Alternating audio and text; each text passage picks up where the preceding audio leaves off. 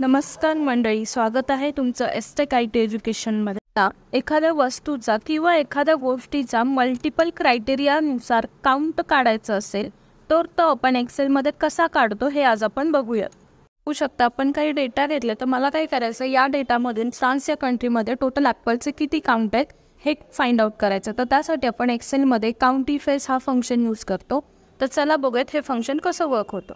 इथे formula use करतो is equal to COUNTIFS opening bracket, त्यानंतर तुम्हाला कंट्रीची सेल रेंज सिलेक्ट करायची आणि डबल इन्व्हर्टेड कॉमामध्ये फ्रान्स लिहायचं आहे आणि डबल इन्व्हर्टेड कॉमा कंप्लीट करून परत कॉमा द्यायचा आहे आणि त्यानंतर तुम्हाला परत प्रोडक्टची सेल रेंज सिलेक्ट करून कॉमा देऊन डबल इन्व्हर्टेड कॉमामध्ये तुम्हाला ॲपल टाईप करायचं आहे आणि डबल इन्व्हर्टेड कॉमा कंप्लीट करून ब्रॅकेट क्लोज करायचं आहे. त्यानंतर तुम्हाला तुमचा आन्सर मिळून जाईल.